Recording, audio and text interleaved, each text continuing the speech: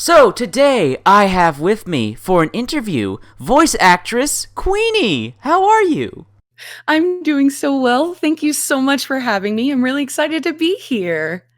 I'm personally really excited too, because I finally have completed the trifecta, the Free Musketeers, what's another group that's a free people? Damn it!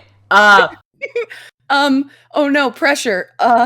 Why can't I think of anything? I can't There's even. so many famous trios. I don't want to say the Free Stooges, because that's kind of derogatory. I don't know. All of my media references have fallen out of my brain, and now everyone's going to know that I'm a fool. But here I am. Can't remember all the famous groups of free. Point is, Queenie here is very good friends with voice actresses who I've interviewed, Jordan and Miss Moonified. So I might as well get that question out of the way. How did you meet your two best buddies in voice work? Oh gosh. I met Moon and Jordan. So I've only been on Twitter for a couple of years now, but I've been acting pretty much my entire life.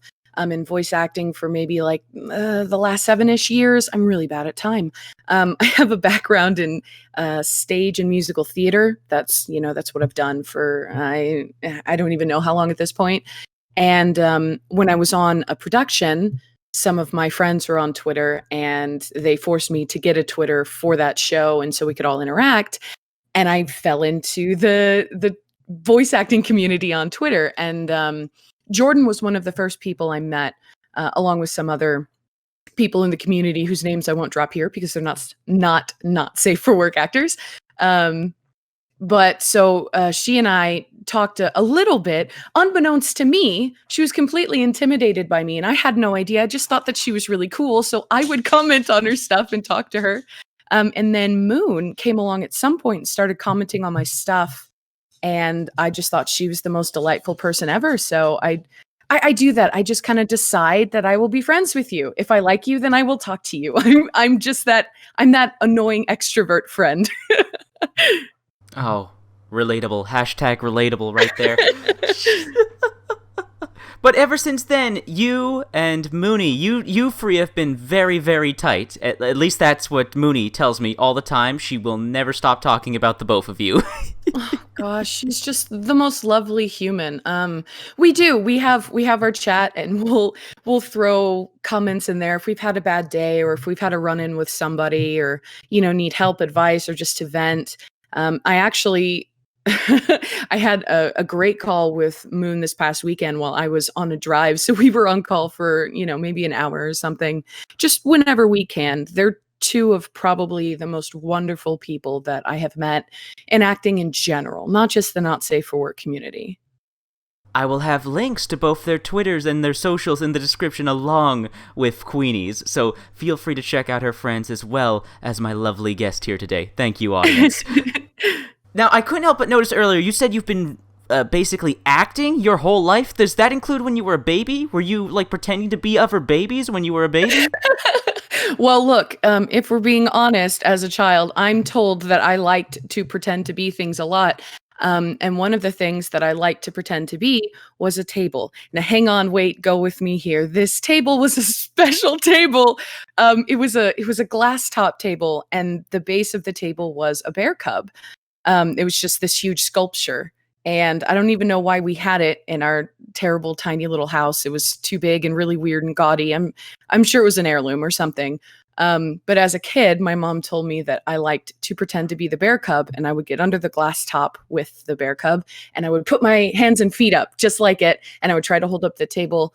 And at some point, I guess I became stronger than the bear cub, and I lifted the glass top off the bear, and I broke the whole thing. Oh, Jesus! Are you okay? You didn't hurt yourself, did you? Emotionally, mentally, the jury's still out on that one. But physically, I'm totally fine. So I have been doing little stuff like that, obviously, pretty typical of a lot of people who get into acting. But I did. I don't know many actors that pretend to be tables, dear. Just being honest. We're going to gloss over that. It's okay. We're going to pretend that it's normal. I'm normal. Actors are normal. It's totally not strange. I'm curious, Queenie, have you ever told anyone else this ever? You know what? I don't know that I've told many people that story, so here it is for the world. Oh, I can't wait to hear Mooney's reaction to this. Oh, So, let's talk about how you were a table.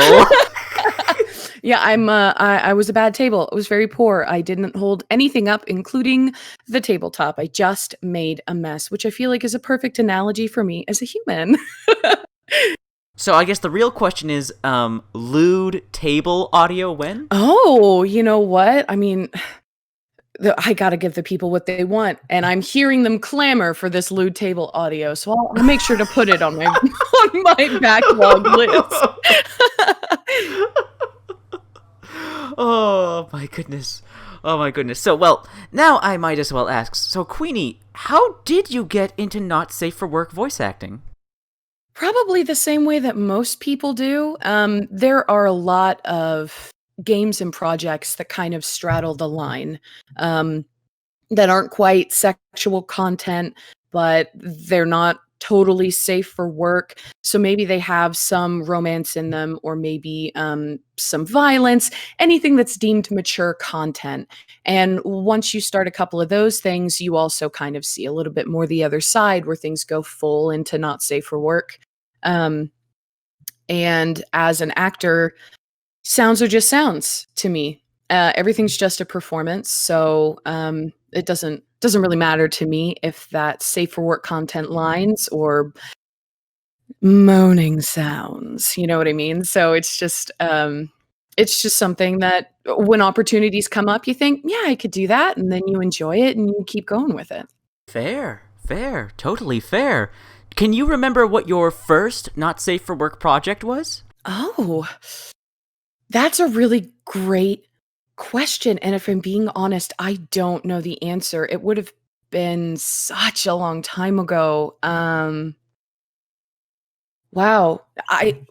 I feel terrible. I feel terrible. I don't know the answer to that question. I would have to No, look. it's okay. It's okay. I'm not here to make you feel terrible. I'm sorry. You're I was just totally curious. fine. I feel guilty. I've done so many projects that I have to go back and look at my roster. And I don't recall. I wasn't the best bookkeeper when I first started doing some of these projects. So not everything is where it should be, organized super well. I feel that. Again, hashtag relatable. Once again. Oh my goodness. So tell me, Queenie, doing safe for work and not safe for work voice acting, what would you say are some of the major differences outside of just, the general premise and content? Major differences. I think that there are very often different character archetypes. In Not Safe for Work, there are a lot of archetypes that people want to hear. And in Not Safe for Work, it's a little bit more about playing to your audience. You still want to create a character, which is what you do in any character work, period. But with Not Safe for Work, there are certain things that people are looking for when they listen to your Not Safe for Work content, right? You're trying to evoke a certain reaction. And the reactions you want to evoke as a Not Safe for Work creator are a little bit different than the reactions you're trying to evoke as a Safe for Work creator. But mainly from an acting perspective, I approach them from the same place. Lines are lines, characters are characters, a performance is a performance. And you just have to know who your audience is and how you want to reach them. Aye, totally fair. Totally fair. I'm very, very curious. How many different, I guess, personas, accents, really character voices have you discovered and developed over the years? Would you mind sharing any?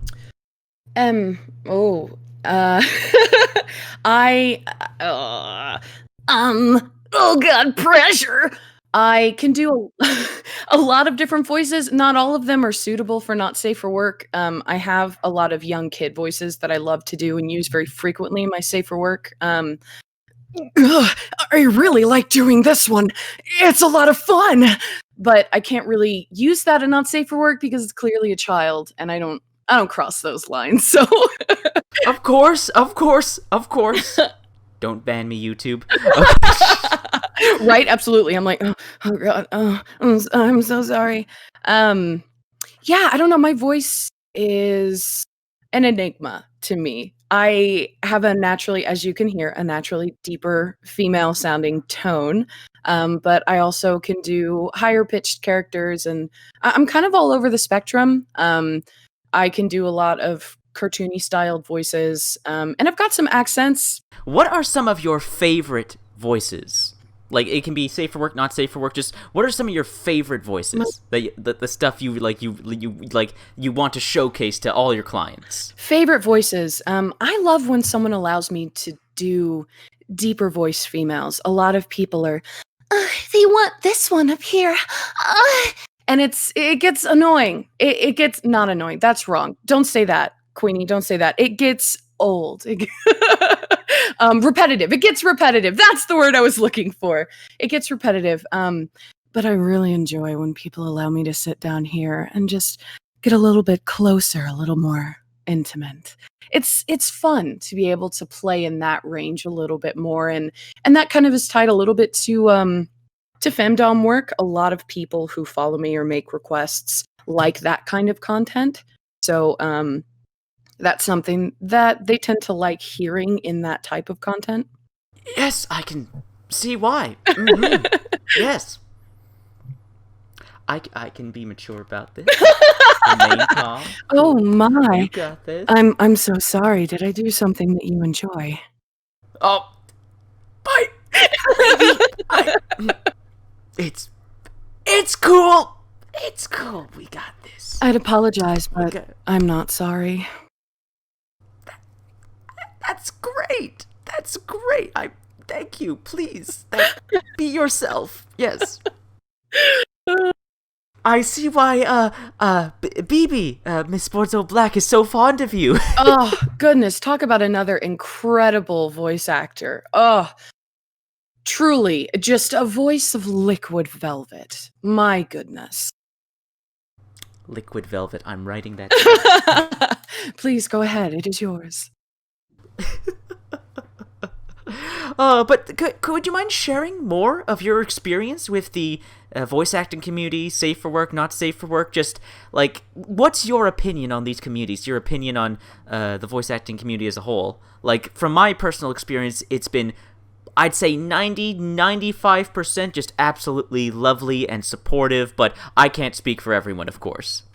So, I think, just like any community, that there are always pros and cons. There are issues, but there's also incredible support. For me personally, and this is only a personal experience, I've had almost nothing but positive. And that doesn't mean that's all that's out there. I'm certainly not here to say that. But the people that I have met, the people I've interacted with, both in safe for work and not safe for work communities, have been nothing short of incredible. They are talented, they are kind, they're passionate, they're giving, and it really pushes you. At least for me, it pushes me to a good place to be surrounded by peers who care as much about the work that we do as I do. In my safe for work, I do a lot of casting and direction, and networking or talent coordination. So, especially with indie developers, I help network people to the talent that they need. And I don't just work with voice actors, I work with any kind of creative. So, I have lists of writers, I have lists of animators, visual artists of various types, graphic designers, game devs, programmers, audio engineers, etc. I think the list is up to maybe 15 different genres at this point. But I just try to push people together. You know, this person has a need and this person has a talent. You introduce them so that they can go out and make things. And that's what I've really tried to focus on in the community at large. And that crosses lines for safe for work and not safe for work. So yeah, I love the community, both of them. I love it as a whole. There are always issues on social media, right? It's easy to get caught up in things like, oh, call out posts and follower counts and gossip, and there's only so much you can do about it. It's human nature, but You just try to avoid and not engage in the stuff that you don't want to perpetuate, and instead engage in things that are meaningful, which is different than, fakely pretending everything is good all the time, because it's not. But meaningful is the word that I would use. You should um, seek to engage with and create content that's meaningful to you, and create relationships with other people in the community that is meaningful to you. So that's what I try to do. That was beautiful. That was beautiful, Queenie. Thank Oh, you for sharing that. oh, thank you. Now I have to ask though, because this relates to that question. So, someone new, someone just getting into voice acting, safe for work and not safe for work. What are your recommendations towards newcomers and people who want to get into this industry? Know your goals. I think it's probably the first and most important thing. I've met plenty of people new to voice acting who honestly have no desire to make it a career. And that's not something that's bad or should be looked down on either.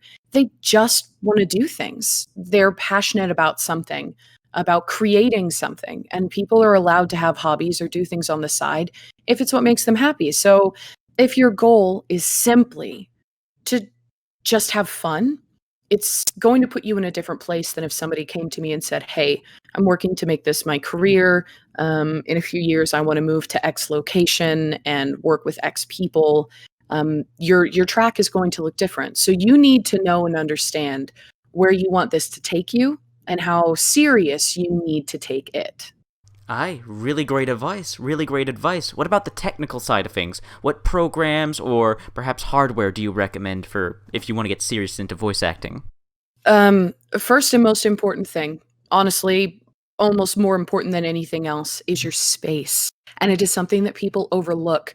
A lot of voice actors will rush and jump to an incredible microphone and then have a terrible space to use it in, and their audio comes out horrible or even unusable.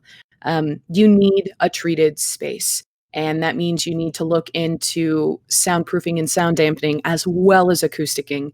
You can't just stick some of the egg carton foam on a wall and say, "My room is treated."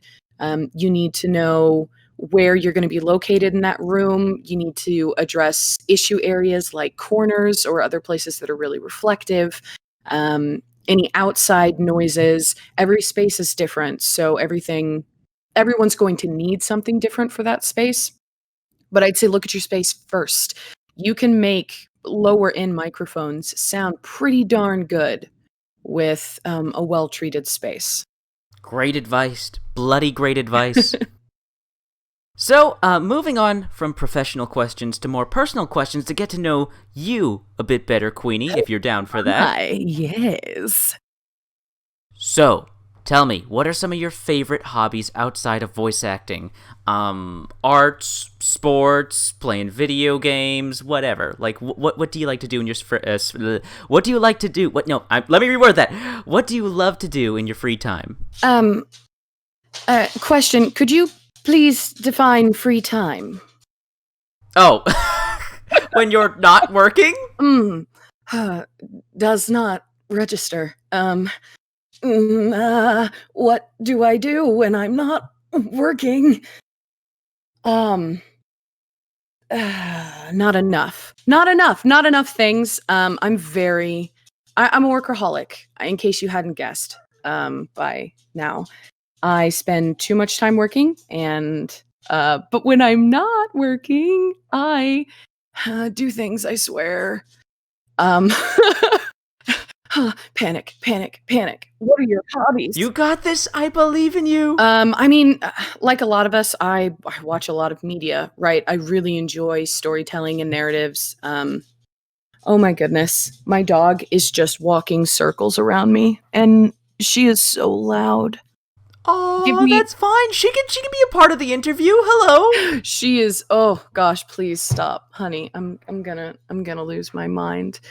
I have hobbies and I do things. I love to engage in media and storytelling. So I watch a lot of shows and movies. But I'm really picky about the shows and movies that I'll watch. If it doesn't have a good narrative, I'm not really interested in it. And I'm the same way with games. I am terrible at playing a lot of the games that a lot of my friends are into, and I feel so bad for it because I want to share with them. But if the game doesn't have a narrative, I just don't. I don't care. And usually, if I'm gaming, I game by myself. That's my preference. It's my me time. So I like to just jump into something single player and be alone and away from everything else in the world with a big story. I read a lot of comics because I'm that person. Well, wait, what is that person? What does that mean? You know, I'm that that annoying person who still reads comics, like web comics, or I have the entire. Ooh, yeah, I'm sure everyone was ready and waiting for the first time I was going to drop the Walking Dead series.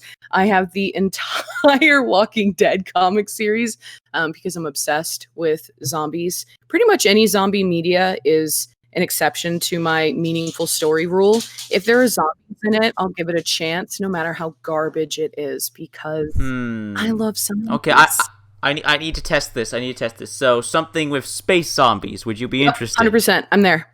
Give it to me. Magic zombies. Yep. I want to see them. Show me the glitter. Disappearing zombies. Where'd they go? They're in your throat. Come on. Yes, absolutely. Robot zombies. Robot zombies. I mean, I feel like you're just making them more powerful. Yes, absolutely. They go from being annoying and not a threat to literally Cybermen, but nastier. Come on. Yes. Okay, curious, very curious. So outside of Walking Dead, what else? Is there anything else outside of work in The Walking Dead? Gosh, I really just don't know. Yeah, I spend a lot of time. I'm a time spent person, so I spend a lot of time with my family, who are cheesy alert, my best friends. Yeah, I'm that person. And that person is beautiful and wonderful.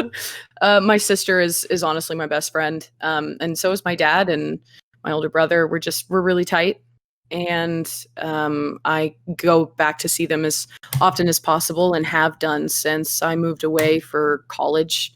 That's just our thing. I actually just got back from, I think, our third weekend together in a row. I'm exhausted. Well, that's so wholesome and sweet, and I'm so happy for you. Oh, thank you. I know it's not normal. I've met far less people like that than I have met people who can't even stand their family, but I was just very fortunate. I don't pretend it's anything other than luck and circumstance to at least some degree. I was very, very fortunate with the people that, happened to be my family.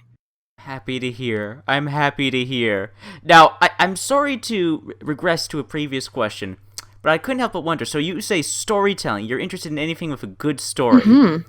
So I'm very curious, and I know you're a big fan of the Walking Dead comics, so what do you think of the Walking Dead TV show? I love it. I am a huge Walking Dead TV show fan.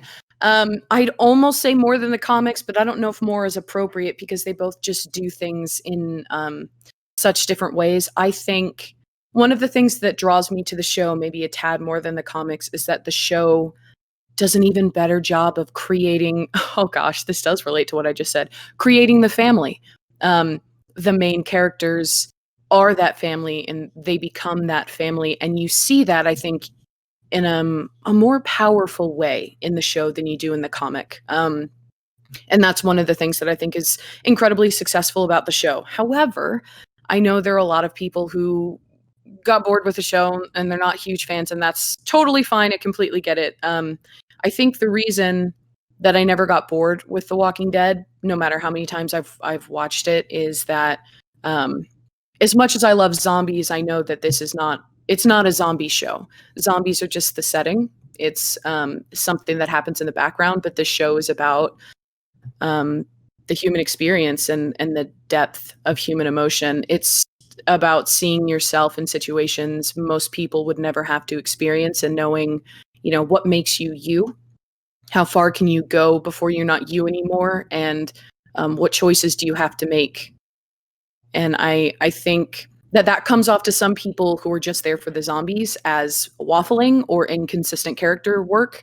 But if you're looking at it from this perspective, you see just how incredible their character work is. And I think it's probably some of the strongest in any show I've ever watched, which is really what keeps me there. Totally fair. Totally fair. Now, I don't want to just keep us on The Walking Dead, but I have to ask this because I'm so fascinated. Your thoughts on Negan? He's an incredible character. I think Negan is what they wanted the governor to be, and I don't mean as the same character. I mean the way that they were hoping that the governor would come off. I personally think the governor is kind of one of the weakest arcs in the show, because the governor in the comics is a complete sadist from moment one. Spoiler alert: the second that the governor meets Rick, he cuts his hand off in the comic. That's the second that they meet. That never happens in the show, but they couldn't do a perfect translation of who the governor is in the comic to the show because it would have been too much for television. And I think they also just wanted to be more creative than, this guy's a sadist for no reason. So I think they tried to do something interesting. I just personally don't think it played very well. And then you move on to Negan, who is more of a narcissist than a sadist. And he's very self-preserving, but he's incredibly charismatic. He is the guy that you have to hate because he does horrible things, but you can't quite find it in yourself to hate him because he pulls something out of you that we all know is there. And he makes you feel kind of okay about it, which then in turn makes you feel guilty. So you go into this spiral. Negan really makes people think and ask questions. And I think because of that, he's a fantastic character. Very successful. Hot damn, I didn't expect to pull so much depth from you talking about The Walking Dead. This is amazing. I could talk about The Walking Dead. This is going to turn into a Walking Dead interview. I'm just warning you right now. You should probably course correct me because I can't physically help myself. I'm sorry, but I can't. I can't, not yet. Now there's another I need to know if you've played the Walking Dead video game now from Telltale. So actually, funny enough, I have not ever played any of the games. Oh shit! Oh shit! Let's play when, Queenie. Yes, so I have been asked a few times. I might do it. I might do a yeah, I know. But this comes back to what I said, which is normally gaming's a very private thing for me. I normally like to do this by myself. But enough people have asked, and I really love the show and the content, so I'm considering putting it out there. I don't know. If people want it, you can guilt me more in DMs or comments, I guess. What about money? How much money do I need to pay you? Do I have to do a charity live stream to get you to play the Walking Dead game? Oh no, that's not fair. People shouldn't have to play to or pay to. Oh no! Panic! People should not have to pay to watch me be a fool playing through a video game. That's insane. No one needs to pay me. You don't need to give me money. But you're a voice actress. We need to give you money so you can keep working and doing what you love. Oh god, I have this terrible conflict with money because I honestly I hate money. But one of the things that I try to adamantly adhere to is appropriate pay for all creators. If I am scrolling Twitter, it doesn't matter what side of it I'm on, and I see somebody complaining at a creator about their rates, bad things happen. I can't control my mouth or how far I put my foot in it. I have to say something. But when it comes to myself, I like to make things. I love to make things, which is one of the reasons, even though I work full time as a voice actor and I have other projects that I work on, I still do a lot of indie work because it's so fulfilling and it's so fun. And what's the point if you can't have fun? Really? Exactly. So true. So very true. Now, I want to ask, out of curiosity, your Queenie persona, your Queenie avatar, how did that come about? How did you decide on that? The green hair, the crown, just being a queen in general. How did it come to be developed? So, it is something that just kind of happened organically. I have For a long time, people have called me Queen or the Queen, especially in the safer work arena. Twitter mom or the Queen of Twitter or voice acting queen. Is something that people kind of built up. So I was like, yeah, all right, I'll take that and run with it. And I kind of built up this persona around it in general. And then when I went to Not Safe for Work, I thought I'd still kind of play on it, but do something different. A lot of us in Not Safe for Work have kind of animal type personas. I really like peacocks. And I was thinking, I haven't ever really seen anybody do anything with peacocks. And then I thought, well, not just any peacock, right? No, it should be a regal female white peacock because I am that extra. A ridiculous human, I'm telling you. That's what if too long, didn't want to read. I am an extra human. You can stop listening to the interview. I'm incredibly extra. I'm a weirdo. That's all you need to know. Thanks for tuning in. Da da da da da da.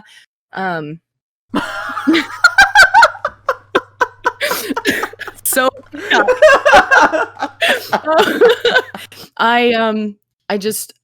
I like it. So I put some inspiration together, and I went to the same artist who did my Safe Work stuff because they are incredible. And I'd be more than happy to give you a link to them to post as well, because any people I can send to them, I'm happy to send to them. They're a fantastic artist. And I said, here are my ideas. Here are my thoughts. Here's some inspiration pictures. Because I'm that commissioner, I have tons of inspiration pictures that I like to give to the artist to hopefully explain my terrible, incoherent chaos rambling better. And he was just like, I got you. I know what you want. And from the second I saw the sketch, I was like, that's it. You did it. You made her. She's here. She's perfection. Kind of like you. Aw, I don't know about that, but thank you. Now, we spoke about animal personas earlier. What about real animals? What are some of your favorite animals, Queenie? This question is awful because I love animals. It's why I'm such a big Pokemon person. Like, they're all just my children, and I want to love them forever. For real, I really do love peacocks. I think they're gorgeous. I've had a couple of opportunities to actually, I guess I can't say meet. Should I not say meet because they're animals? Meet, see, interact with, go be in the presence of peacocks. And they're so cool. Just even the way that they move, it's beautiful and so intricate. Like, how did that thing come about? How was that thing birthed? It's so much cooler than my weird fleshy meat suit, my boring little human form. I just think they're gorgeous. Flamingos too. I love them. They're just so cool and they walk so awesome. And all animals. I have 4 in my house, and they rule me. I don't live here. This is their home. I'm just here to feed them. I grew up with a lot of animals: bunnies, ducks, lizards, lots of different types of lizards, mice, rats. Oh, rats are so cute. Chinchillas, ferrets, horses. I love horses too. And name an animal and I love it. Mosquitoes. That's not an animal. That's an insect. All right. Insects don't count as animals? No, they don't. But I also like lots of insects. Oh, what's wrong with me? Except for mosquitoes. I appreciate that they're there to feed bats, and I love bats, but they need to eat more of them because I'm one of those people who gets bitten up by mosquitoes very easily, and they leave huge, horrible, itchy spots on my body, and I hate them, and they're terrible. I would not mind in the slightest if mosquitoes went extinct. I think the world would be a better place without them. But then bats wouldn't have as much food to eat, and then that would be a problem. Oh. They can just learn from their cousins and become fruit bats and be adorable. Yeah, I know. Blah. The end. I like too many things. They're all awesome. Animals are really cool. That's pretty much what got me into Pokemon as a kid.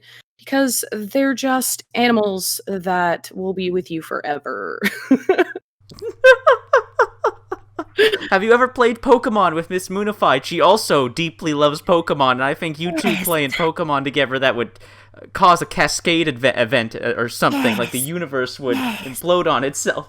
I would love that, yes. I've definitely, you know what we did? We both streamed with Moon, last time she played Pokemon, and that was precious and hilarious.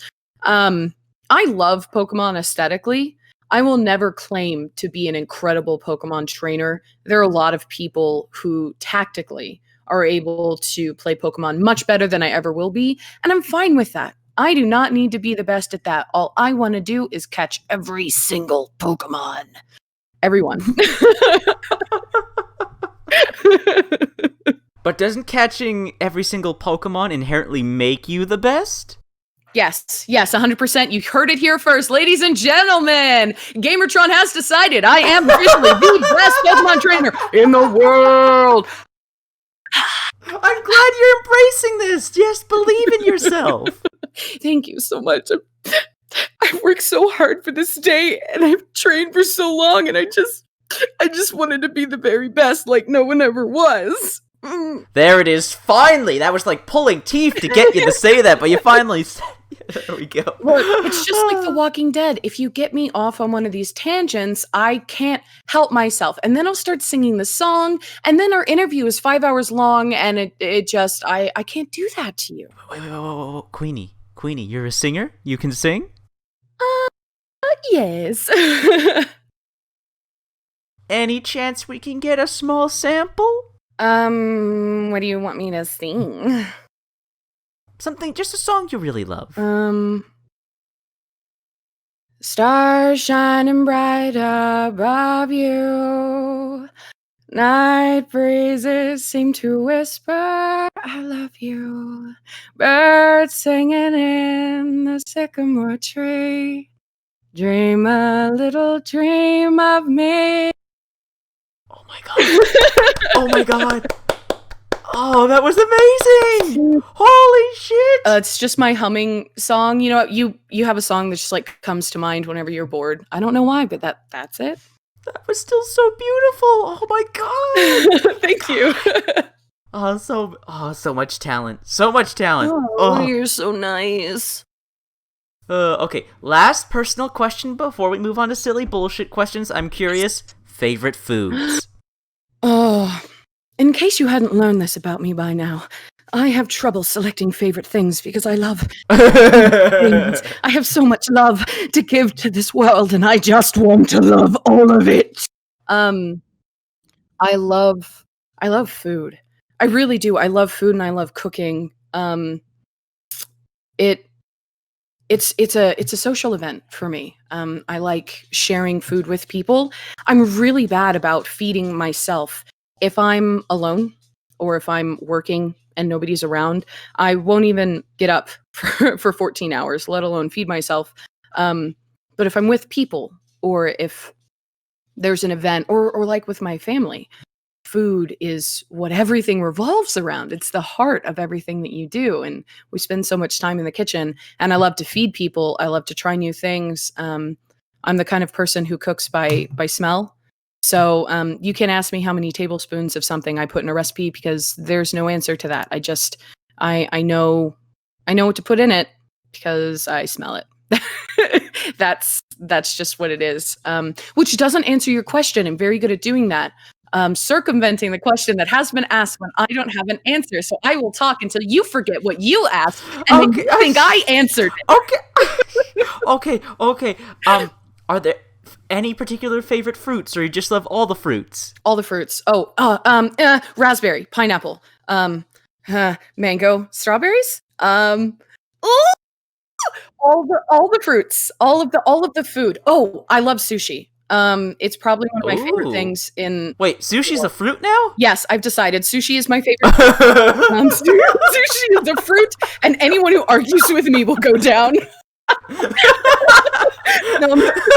Sushi's my favorite fruit. Remember the phrase, because shirts are coming. Oh, I'm going insane. What's wrong with me? Nothing. You're perfect. Yes, I love. I love fruits. Fruit is probably one of my favorite flavor palettes. That sounds so pretentious. Stop it. I I love sushi and cheese. If there's cheese, I love it. But also, I'm picky about cheese. What is wrong with you? I'm picky. I'm a picky person, but I love everything. How is that possible? I don't make sense, is what I'm saying. I'm ridiculous. Yes. There we go. I found the answer. I am ridiculous. Yes. Thank you. Thank you. Okay, I will accept this answer. I will accept this answer. Oh my god. Oh my god. Okay. All right. Since we're already in silly bullshit territory, how about some silly bullshit questions now? Give it to me. Okay. All right. So, I feel like this is a cheap question. Like I probably already know the answer since you're a big Walking Dead fan, but I think like people would shoot me if I didn't ask this. How would you survive a zombie apocalypse?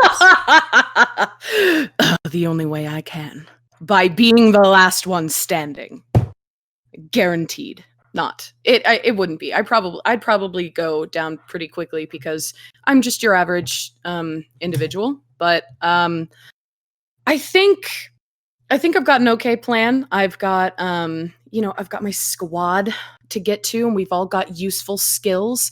I'm currently working on building my incredible upper body strength so that I can melee the crap out of the zombies. You know what I mean? Hot. Yeah. I am here for muscular women, and I'm trying to join them. One day I will be able to cut glass with these arms. You'll see. I will break it. Soon. I'm going. That is now on record. That is going to be in the interview. Everyone's going to hear this, and we're going to hold you to that. Oh, don't you even. I'm coming for it. I am going to do it. It's happening. I'm getting close. My goal right now, not that goals mean anything, it's just for fun, but my goal right now, I'm working on getting up to a 300-pound deadlift, which is not that much in the grand scheme of things, but that's what I'm working toward. I think the most I've ever done is 250. I don't think I've been able to beat that yet, but that's where I'm at. I'm working on it. Getting there. You got this. Yeah. So your answer for surviving zombie apocalypse is punch zombies to death with your incredible upper muscular strength. I can't speak words. Why can't I speak English now? You're distracting me. The thought of you being... It's all me. It's all my fault. It is 100% definitely on me.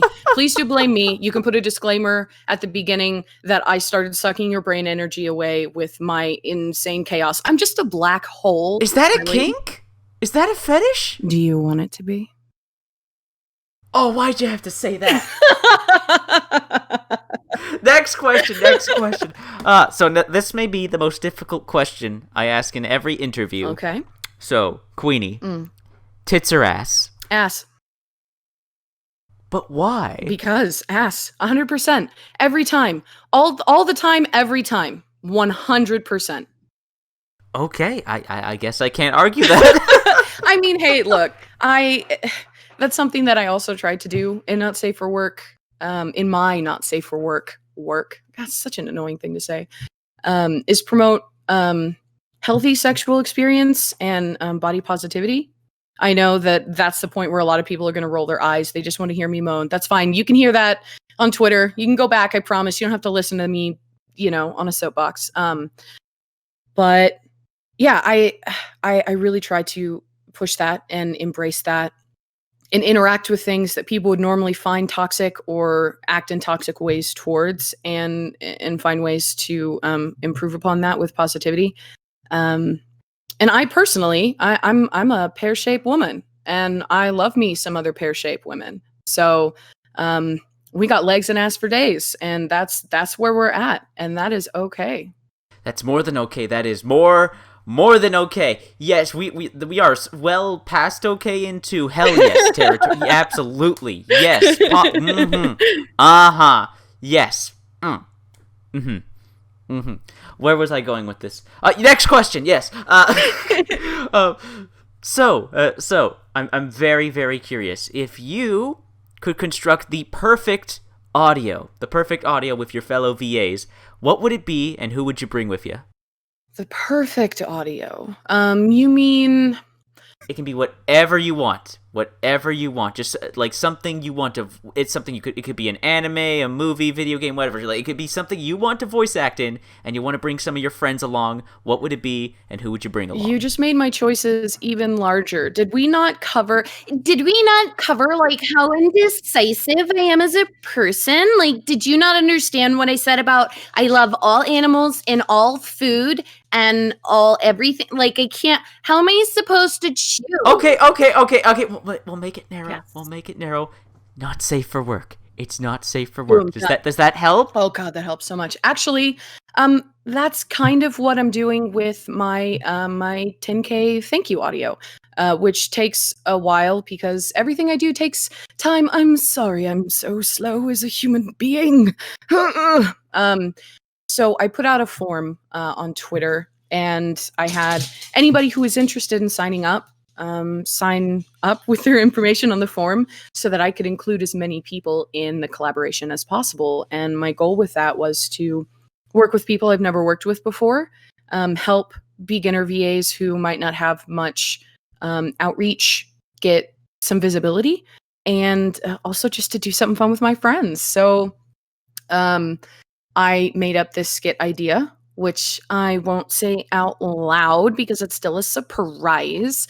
And I'm going to select a few people at a time to do a couple short episodes of this thing that we're all doing together. And I'm really looking forward to, getting it going.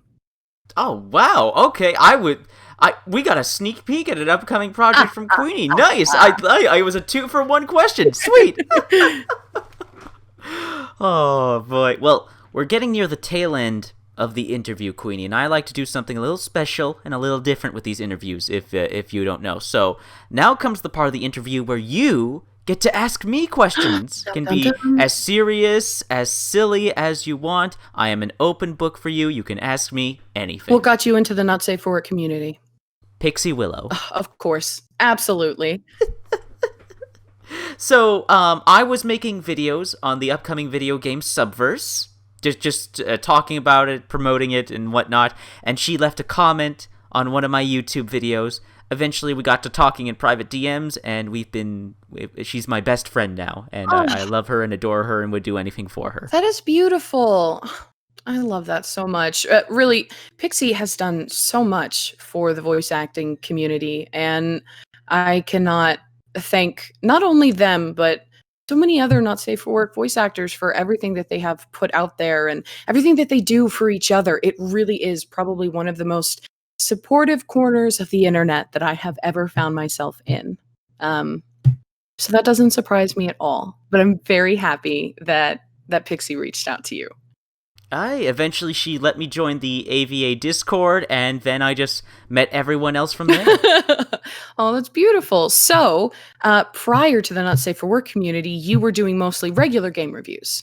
Yeah, mostly regular game content, Ben. While it was fun, it's not nearly as fulfilling as being able to help and support people that are really stigmatized. Like, like, Not Safe for Work, voice acting, Not Safe for Work, like, content creation in general is really stigmatized and misunderstood, and I want to do what I can to, like, just inform people, enlighten people. Absolutely. I could not agree more. I think it's important to find healthy ways for people to express their sexuality. I think that's a big problem that we have in general in a lot of cultures, particularly ours/mine here in the US.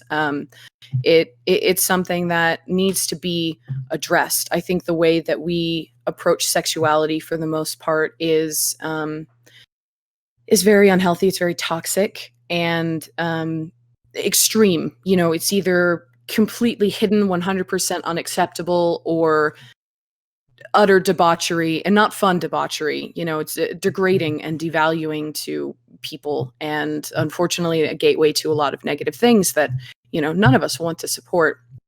So I think it's really important to help people understand it's okay to feel and want things. It's okay to like explore your sexuality.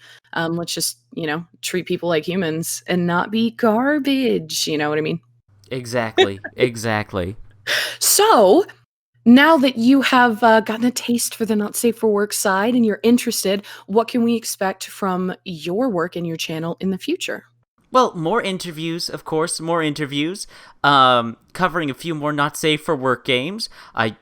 Don't tell anyone. I'm going to be covering a game that some of my friends voiced in and they don't know, and it's going to be fun.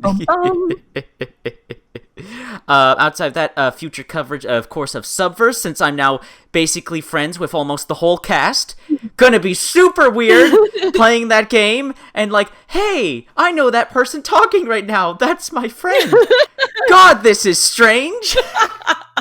If I had $1 for every time I've had a friend tell me that they can't go on to Pornhub now, because Pornhub keeps suggesting animations that I've done to them, I would have some money. I mean, not maybe like $50, right? I don't know. Some it's funny. It is funny, and part of you feels bad, but then let's be honest, part of you doesn't feel bad. You know what I mean? Yeah. If you had the opportunity, if time and funds were not an issue, if you had the opportunity to start a big scale project, what would you do? Some sort of charity fundraising event, just to raise money for my friends and other people in need. Bless your heart. You have done so much work to help people in this community. It is so absolutely incredible. Your generosity is astounding. I can't even form words because I'm so in awe of it and so incredibly grateful that, that you are here to help people, especially, people who are friends of the both of us, and make sure that they have what they need. Your kindness truly is everything. Well, hey, if it wasn't for other people's kindness, I wouldn't be where I am today, so I treat people how you want to be treated. Absolutely. Be what you want to see in the world. Wait, put into the world what you want to see in it? Damn it. I can't do analogies right. God damn it. I usually say, create the content that you want to see. Yeah, that too. Anyways, Queenie, thank you so much for giving me the honor and privilege of this interview. You have been absolutely wonderful. Just absolutely wonderful. So for the wonderful people listening to this interview, listening to this interview, if they want to follow you and support you and see more of your work, where do they go to do that? Well, they can follow me on Twitter at JustTheQueenie. Anything else is linked there in my bio or the pinned tweet. There's more stuff coming. I have a lot of stuff sitting ready to be released. We're just waiting on some final permissions. I feel like I've been saying that for so long. Everything keeps getting pushed back. COVID is horrible, but it's all coming. I promise. So yes, Twitter, definitely Twitter. I have some more sites that will also be coming probably this month or next month. And I'll update everybody about that on Twitter. But Twitter's where I live. Twitter's my home. If you want to find me, that's where you go. Aye, gotcha. Links to everything Just Queenie will be in the description and in the comment section of this video. Please click on the links, follow, and support her, because if you don't... Queenie, this is the part of the interview where we threaten our audience to go check you out and support you. What would you like to threaten the audience with? I don't have to threaten the audience. I know they want to follow me.